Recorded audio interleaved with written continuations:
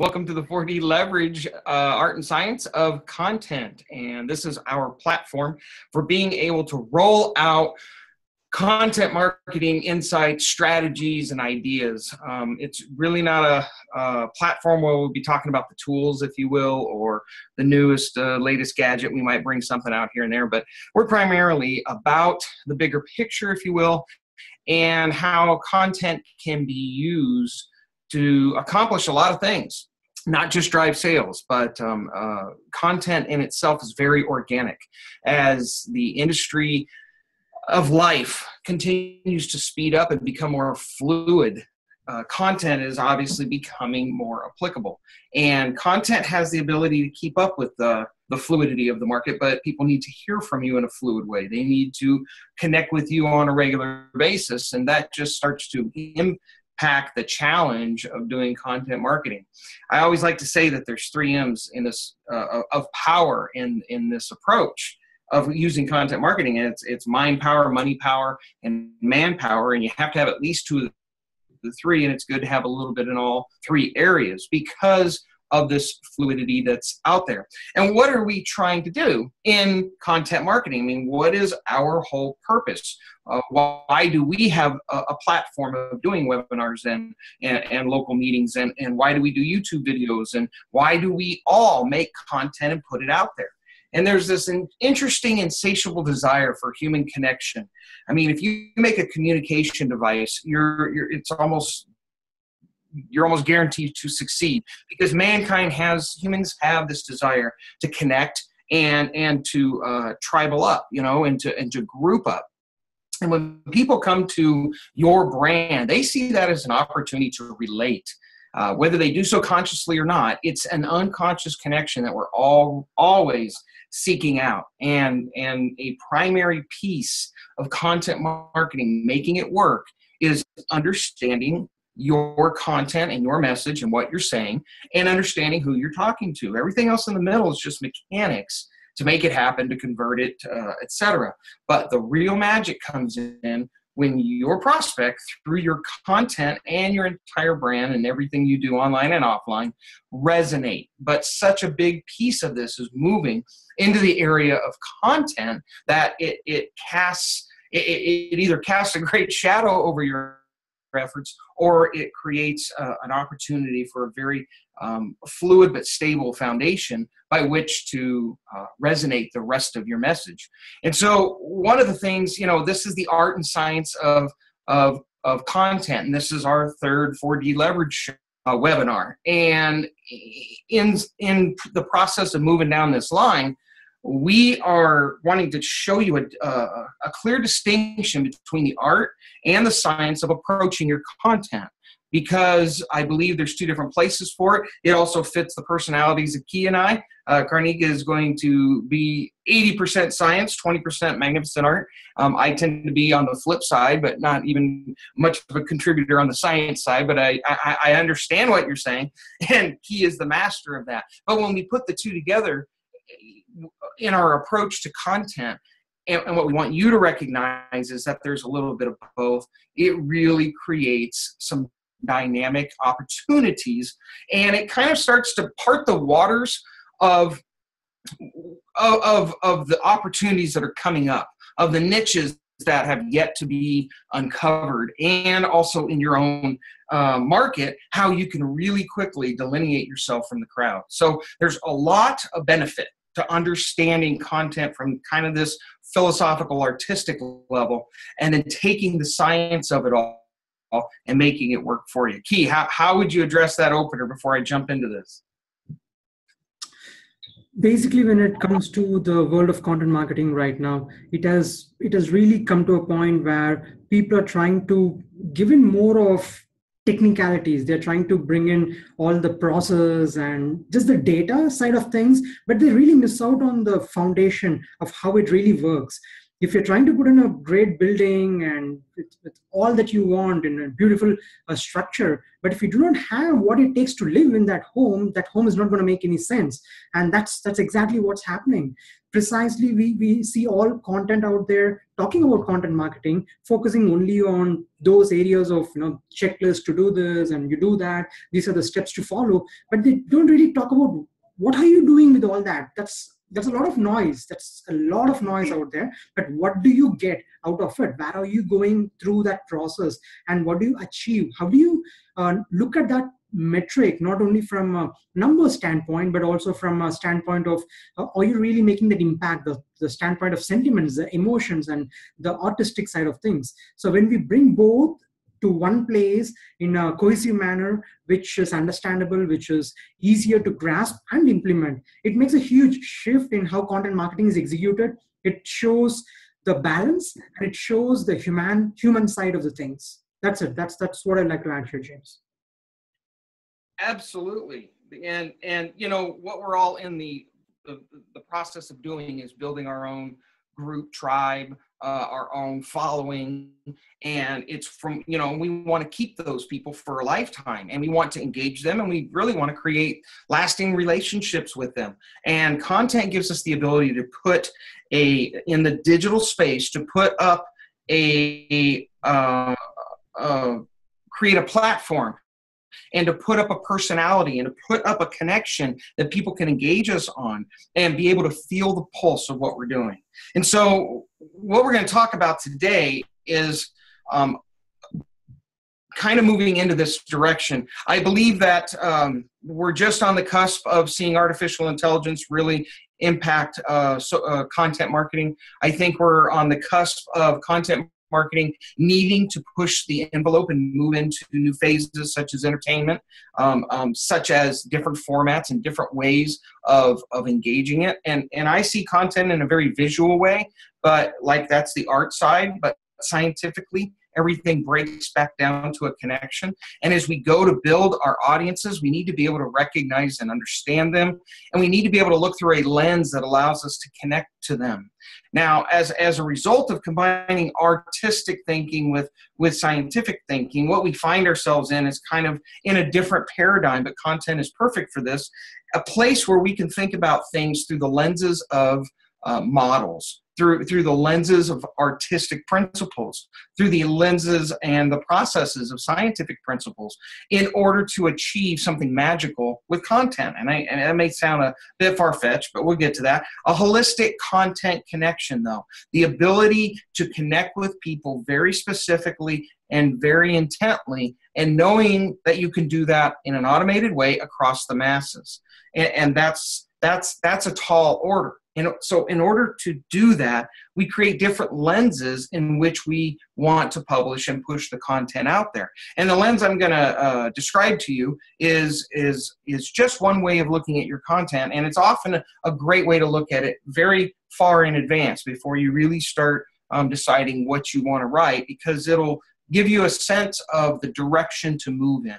And what we have here is what we call the 7 arenas of the human experience. And these 7 arenas allow us to take the experience that people have and break them into these different segments and use that as a lens to kind of take a look at what it is that they're consuming and how they're consuming it. Because when you get this aspect right of understanding who you're talking to from this level, it makes it a lot easier to break down the other pieces of your content and to create a strategy on where to put it, when to put it, and in what format, etc. So let me give you the 7 arenas of this lens that we're looking through. And all we're talking about here is the content that people produce, and they produce it en masse and in a way that it resonates with their client. And I'm not talking necessarily, although we follow this creed of creating a customer avatar and things of that nature, but we're going to look at it across the spectrum of just these 7 particular arenas. So we start with the physical arena, and then we go to the sense arena, and then the emotional arena. After that is content conscious, subconscious, creative, and infinite. Now, I just told you that. I didn't create a slide with all of them on it. We're going to go through each one of them and talk a little bit about them. But what we find with these 7 arenas is that pretty much everything fits into them, and the ability to look at your content through them provides lots of insight. Now, we know people that utilize a variety of different models for teaching their products. I know Gally uses a white lion, and know somebody else that uses another animal or a mammal or a dolphin, something of that nature. And somebody else uses story. These are all lenses. This is just one that I find is useful for me in many different ways when looking at content and how it's going to impact people. And so we start with the physical aspects of your content. And what I'm going to show you, I want to go a little bit through some of this to kind of give you a foundation. And then I want to show you some companies that do their content marketing. And when you look at it across just a quick spread of their content, you're going to see that they tend to fall into one of these 7 areas predominantly, the old 80-20 rule, right? And you'll see that 80% of their attention is in one of these particular aspects and arenas. And that's how they speak to the world. That's how they show up in the world. And then they reinforce it with all the others. Now, they're not doing this consciously, obviously, if this is my proprietary little approach. But by taking that and seeing how everything falls into it, I'm now able to have a very clear lens to look at my content. And I don't suggest taking necessarily the strategies we talk about today and immediately try putting them to work in your business. They're not those kind of strategies. This is about opening your mindset to some bigger opportunities and a more dynamic way of approaching content so that some of the other smaller pieces maybe will make more sense as to where to use them and when to use them and how to use them, because this really is the guiding light that allows you to come up with those strategies. So in the physical arena, in the physical aspects of your content that you're creating for your client, there are a lot of different things that you can do. You can show off your product because it's a physical item. You can show off the people that are in your company, and you can create media that really represents, as we show here, your building. That may be a big aspect of, if you're a manufacturer, the manufacturing process, being able to see the cleanliness and things of that nature. The location may be a big deal. Depending on if you're in an exotic location or maybe you're a travel company and you want to be able to represent some of the places that that your business travels to or deals with, machinery, people, whatever physical items, you are engaging your clients through a physical medium. And they're looking for a little bit of that. But the question is, out of these 7 perspectives, which one does your client gravitate to the most? That's where the power really starts to come in. And I'm going to, let's go through one more, and then I'm going to show you some comparisons before we continue on so that you can see how these work in some larger companies. Key, along the physical aspect, when companies are trying to show off their physicality, and it works for them depending on, not just necessarily the brand, but the very physical nature of the company. What kind of, like, is this a better thing for video? Is this a better thing for images? What kind of approach do you take to represent that aspect of a business? It really depends on how you're putting things together. For example, look at Google. Google does a good job of showing that they have a beautiful office and that they have a beautiful work culture. So they emphasize on the physical aspects of location in an awesome place and great building where you can slide in for your pantry, amazing people who they like to work with. So they show what they have, and that's predominantly focused on images and videos. So since the buildings and anything related to that is really visual, anything that's having a visual medium makes sense, but it need not always be videos. It really depends on what you like to show there, because making a video, yes, it takes time, it takes effort to craft it in a real good way, but that has its own impact. So I would really prefer videos, but if not, let's not drop the balls there, but let's focus on at least getting on with the image, a bunch of images which represent what we want to show there, and go with it. If you look at Mindvalley, they actually have all the capabilities to make amazing videos. Mindvalley is company in the publishing company in the conscious arena. They produce so many programs and they are effective at what they do. And they can make amazing videos, but they prefer to stick to photos and imageries and then have more text associated with that to explain what it is that they're doing. So it is more of a sales methodology. It's more on the content marketing style side. Can you captivate your audience time and interest? Can you ensure that they read through what you are writing there? Or would you just like to make it virally into a quick video and send it across? So it should be a decision taken from a strategical and tactical standpoint. So the type of content, any of those will work. And if it is focused on location, or you can just say that you're in a premium location within New York City, and you can give in the address. So if that's well known, that address one-liner is more than enough to build in that reputation, to build in that authenticity there. So it's all about a strategy. And that strategy stems from the fact that you got to recognize if this is what you're all about, if this is your 80, if the physical area is good for business, you're selling dump trucks, you're selling I don't know, a physical item, a car, then this may be the arena that you spend and focus most of your energy on. And the reason is because you recognize this is what people connect to, and you're looking for people that are into the physical aspects of your car. And not all car sales, trucks and whatnot, they tend to sell more physically than, say, a BMW, which would potentially sell more emotionally, as in our example coming up. But that's the idea behind recognizing these different arenas and how you're going to build out your content to interact on this level. I'll go to the second one, and then I'll show you a few examples. So the central aspects, or the aspects of your senses. A, visually attractive, audibly appealing, kinesthetically stimulating, tantalizingly tasty, and irresistibly aromatic. That's adverb heaven right there. These ability to talk to the senses. In our model, the first thing that we react to in life is that physical arena, that physical space, that very high energy colors and things. But what do they hit? They hit the senses. Now, some people want to be more touched by the senses, and some products demand being more appealing to the senses, depending on what it is that you're selling. If you're selling flowers, there's the bright colors, there's the appealing to the sense of smell, even though you can't necessarily get that across the computer itself yet. If you're selling guitars, you're keying in on the visual sense and the audible sense. And the question is, what does your product emote? Does your guitar, is it the one that can take a beating on a rock stage and keep on playing?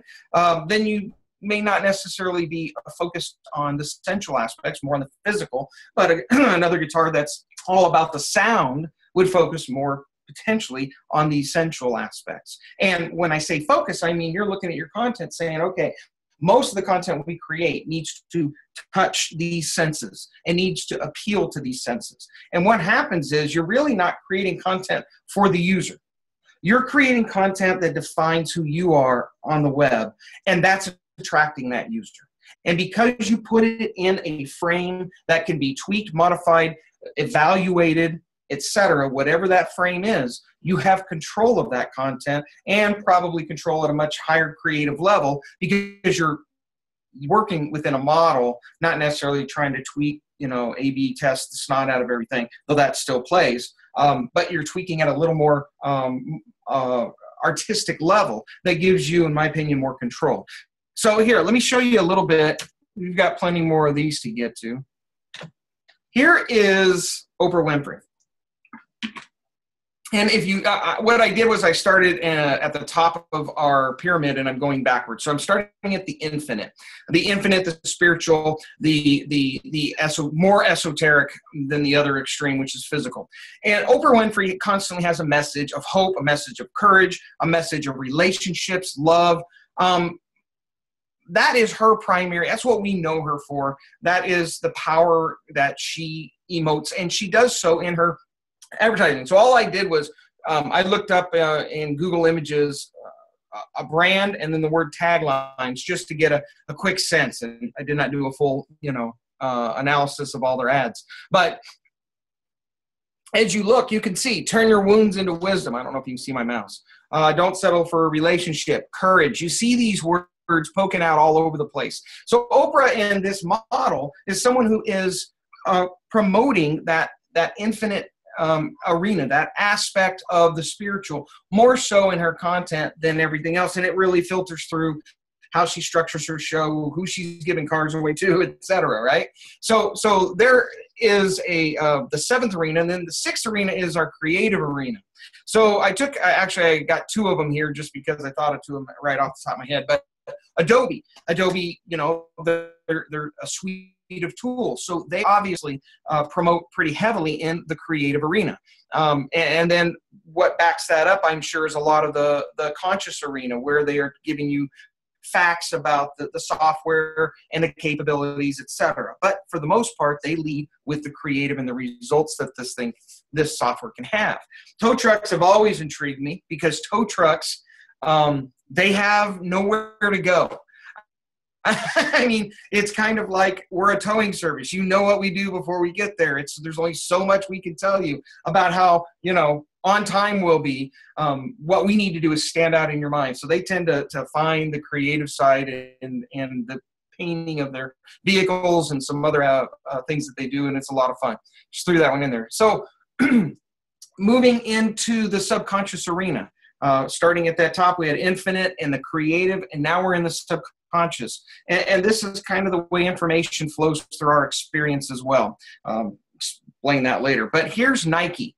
And Nike really markets to the subconscious arena because they give you that feeling that you can just do it, that you can fly like Michael Jackson. And they really program that subconscious area. And again, this is my perspective. This is part of the art of it. This is how I see the way Nike approaches it. They work to program that subconscious part of you, and it works well. And it works really great when they get an athlete or somebody who you can identify with and really deep root in your subconscious, the many hours that athlete himself has trained to program his own subconscious. Literally, they're borrowing from him and letting your subconscious be inspired by it. So then we get into the conscious arena, and that conscious arena is the thought process arena, the approach of analytics, and we'll talk about that next on the slideshow. But you see that with Apple. They talk about, funny, I looked up Apple and I still got a little Nike in there, but they say in their motto, think different. I mean, it's straight up, let's think about this thing a different way. And from there you say, well, Apple's all about an emotional approach. You're absolutely right.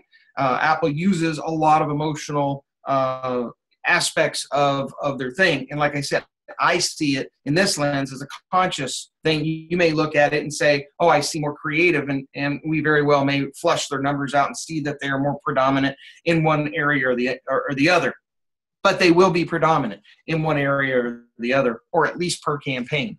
Coca-Cola is my physical arena choice. And I look at Coca-Cola and they just very much, or I'm sorry, this is, where am I at? Let's see, Apple was conscious. This is my emotional. I was like, that's not right. That's my emotional choice because Coca-Cola, you know, from World War II on has just constantly marketed to our emotions. And you can see how volatile that is when they came out with the new Coke recipe and really upset the apple cart there. But Coca-Cola likes to connect with us on an emotional level. And there's a lot of different fast food and other long-standing brands that move into that arena because they have that privilege of being around so long. Here's a flower store query, and flower stores, they primarily create content that touches the senses, and they should, because that's how we relate to it. When we show up, we're not so much looking for the technical aspects of this flower in the conscious arena. We want to know, does it look good, smell good, and get me out of trouble, right? And then I use GQ here for the physical. And GQ very much, in my opinion, leverages the physical of what it is they sell, from jewelry to clothing to image, etc. And they're working it in that physical world. So that's how I see these different brands applying and having this lens applied to the content that they're putting out there. Key, you got anything before I move into the emotional side?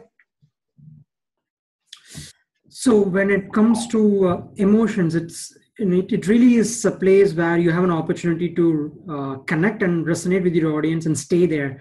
So the best thing that I can think of is if someone can make me feel the touch of a table that I'm going to buy, if they can make me understand what it is to be there and work there every day of rest of my life, that creates an impact, that creates a need, that creates an inherent attraction for me towards that table, for me to buy it as my office desk.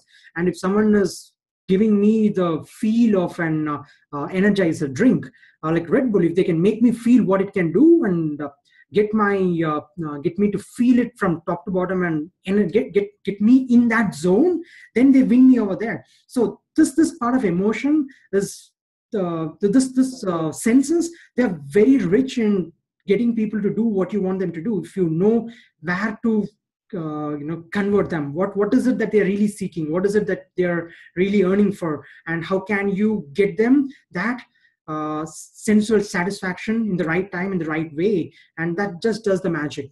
It's if I go to if I'm just walking by and if someone can show me all the great pizzas, if they can show me what all the ingredients out there and big posters, that makes me really feel hungry, even if I'm not really hungry at that point in time. That gets me to go into the restaurant and buy whatever they have to offer. So though that is shown visually, it still entices my sense of taste. So there are different combinations of how it can be done, but when done right, that is a powerful magic.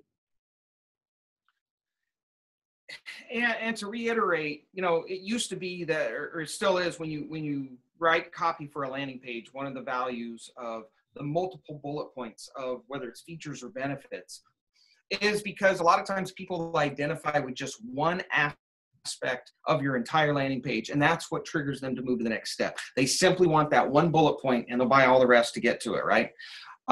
This is kind of a similar concept in that people that are looking for an emotional connection won't buy a logical connection or conscious connection. They'll engage with it, but about 20%. They won't go the full distance. And so by talking in content and in the digital space to each of these arenas, and then knowing which arena to put the most emphasis on, you are increasing the amount of engagement that person has with you and increasing the potential and the likelihood that you're going to dial it in. So as Key talked about the emotional side there are a lot of products and there are a lot of people that want to buy through an emotional channel. They want to be emotionally moved, and they want to buy something that even continues to emote. You look at cars, you can usually line up the type of people that drive the type of car that's out there with their personality, simply because of this whole principle that people gravitate to different ways of viewing the world. So through these 7, the third one is the emotional side. So we start with the physical world and we take that in through our senses. And I believe, and in this model, we assess that the emotional side is the next arena for information to hit, and for people, and it's also the next arena that we have the ability to control and regulate and address and interact with. So every company has some sort of an emotional component to them. Question is do they emphasize that emotional component? Now, a Yo-Yo Factory may be a very high-end, a happy, jolly kind of kids-oriented approach to their whole thing. And it may very squarely sit in the emotion of just happiness. But that same another Yo-Yo Factory could compete with them, and instead of selling happiness, they could very successfully sell quality and more of a conscious connection with the technical aspects of very high-end yo-yos that are used in competition and things like that, and go ahead from there and sell it to the same market that these yo-yo guys are. Doesn't mean that the product itself dictates it. It depends on the market that you're going after, the segment of people, and the engagement that you want.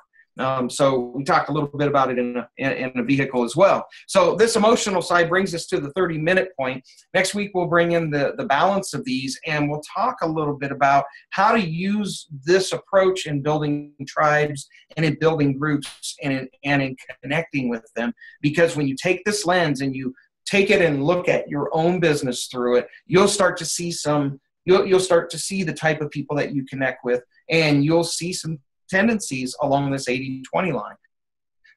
It's pretty exciting. All right, I think we open it now for Q&A, and the other thing we want to throw out there is anybody have an application or a need for a strategy, or just want to bring a business question to the table, we open it for that as well. And Key, feel free to jump in here and say anything you like. Anybody out there got something? I have unmuted everyone right now, so you're free to speak.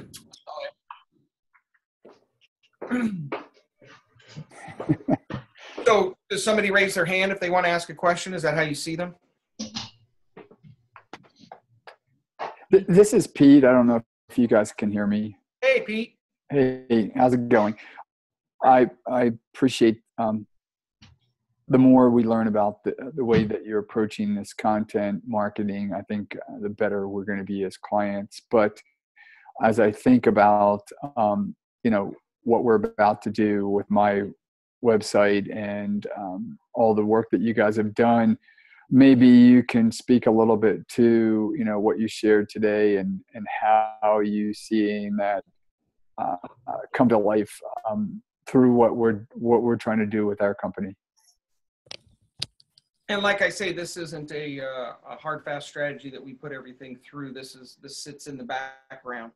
And when I apply this to what we're doing with you, what we've seen of your brand and your website as it's been extrapolated into this new approach or there's just this new upgrade you put on it, you are speaking intelligibly to a market of people who are very consciously crunching numbers, looking at ways to find leverage with their brands and or with the processes that they work operationally. And your content itself lends itself to talk, in my opinion, on that conscious level. People like to hear the facts and figures that you bring to this process because it in itself is a very analytical approach. Now, like I say, that's kind of that artistic side. When he looks at this, and I'm going to let him talk to it for a moment, from a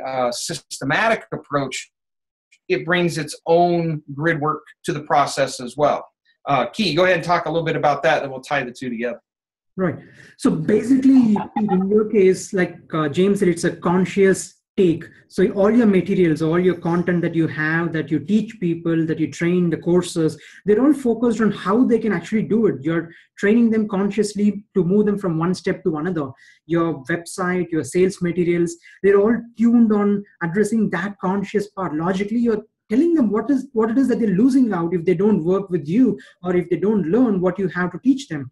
So they're building relationships, and it's all happening from that logical and conscious level. So in your case, many of the arenas are not applicable or not as easy to implement as in other business. For example, if you like to show off your buildings and offices, you can do it, but you're limited to what you can do. You can only do it to a particular extent.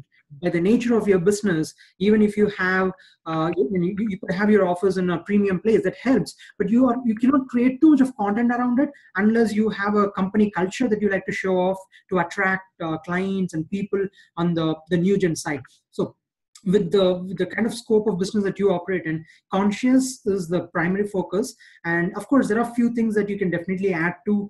If you're looking, for example, you can add the emotional side in the 20%. You cannot really modify or disturb the 80% that you already built, the foundation on the conscious arena, but you can always add a little bit of others. So the 7 arenas is a beautiful platform for you to look at what you're missing. So in your case, for example, you have team pages with different profiles of your members of the team, what it is that you can add as an additional touch to it, let's say in your social media, in your Facebook, in your Twitter, can you add some more people-based events? Let's say you're talking to a few people. Can you add social media to bring in life of the people, the human side of things? Can you bring in some inside? So now you can start to think, okay, what am I missing? These are the things I already done. Okay, I'm 80% I'm the 80% on the conscious arena, and I have a little bit of each of those, but there are a few that I'm absolutely lacking at, and if I can bridge them, then there's a chance I might have a client coming in and they see one particular like James said, if one bullet point in a list can make them move on with you, that could be powerful. So is there something that you can talk about on the spiritual part? Like you could have a quotation with your photo that we can publish on social media, and that could really address on the potential that you bring. A business owner has spent all his life to create his business, and with licensing, he's almost making it into a opportunity which he might not even have dreamed of when he started off. But can you put that in words in a spiritual sense? When I say spiritual, it's nothing religious or nothing along those lines, but something that makes them feel larger than life, makes their business, makes them serving a cause or serving something which is just so big, and it is no business at all, but it's a purpose of their life. If you can do that, and if you can fill those gaps with other arenas, that is the powerful thing that we can do. And that is something that we should focus when we touch base on the social media part and the content marketing areas. Okay, thank you guys. I think that makes a lot of sense. It really is around connecting with them, in those prospective clients and future clients and existing clients in an emotional way, and tapping into what is something that they don't necessarily bring with them every time we engage them. But definitely, I like that idea, and definitely want to be thinking about what that spiritual side could be. Pete, one more thing I'd like to add here. Imagine the 7 arenas as an individual. If you like to make your entire business as a human being, he's not just going to be on one part. He's going to have all the 7, just at different ways, in different numbers. Now, if your brand is going to be there, how do you want that brand as an individual to be? What do you want the brand to have, and what do you want the brand not to have? And how do you want it to function, be around, talk to your clients, engage, and breathe and live? And that vision, if you put that in words, you just have what you really want out of this entire process. Yeah, no, that's a really powerful way of thinking about it, Key. I love that. And we need to think about how it manifests itself, and then be able to include that in the way that customers can connect with us. As you were talking, I actually was thinking, I know Dirk is on this call, that I want, in this book that we're writing, I want to capture quotes that we'll put at the front of each of the chapters, to kind of speak spiritually about what's meaningful to myself and my co-author, Mark DeSoma, and how does that connect to the chapter itself? So I think this idea of quotes, I know that when I read a quote that somebody has posted that connects with me, I feel much more connected to them. That's awesome. That was well said. Thank you. But that's exactly it. And whether it's this approach or something else, when you start looking at this stuff kind of as models, you model it, it helps you kind of get a better sixth sense, a better intuition of how things should go. And I think that gives you a lot more control over the different segments. And to hear that you're going to put quotes on top and frame your entire section with with something that talks to your integrity or the hope or the belief or whatever spiritual aspect that you're putting there, it frames that whole section where you might be hitting on another aspect of the arena. You might be really drilling down into the numbers on a conscious level, but you're framing it. And that frame gives it, it's almost like a tolerance, and it gives it a frame of reference. So anyhow, congrats on that. That's cool. Yeah, thank you. I'm looking forward to your book, by the way. I think that's just going to be exciting. Look forward to it. Well, Mark has been writing like crazy. He has the lead on certain chapters. I had the lead on others. And over the last 2 weeks, I think he's cranked out 30 chapters. So it's it's been incredible, and we're getting very, very close to having all. I think we have one chapter left to get to the first pass on all the chapters, and some of the chapters we've given second, third, and fourth passes. So I'm starting to really see this thing come together, which is really exciting. Awesome. Fun stuff. All right. Well, we want to keep it within the time limits of what we've allotted, just to respect everybody's time. Is there anybody else on with a question? I don't know. He has command of everything. But if not, we'll be here every week on this webinar at the same time, 10 o'clock Tuesdays. We will be also putting these recordings up on the YouTube channel. But this is 4D Leverage, the art and science of content. Thank you for being with us today. We'll catch you next week. Thank you, guys. Take care. Bye. Thank you.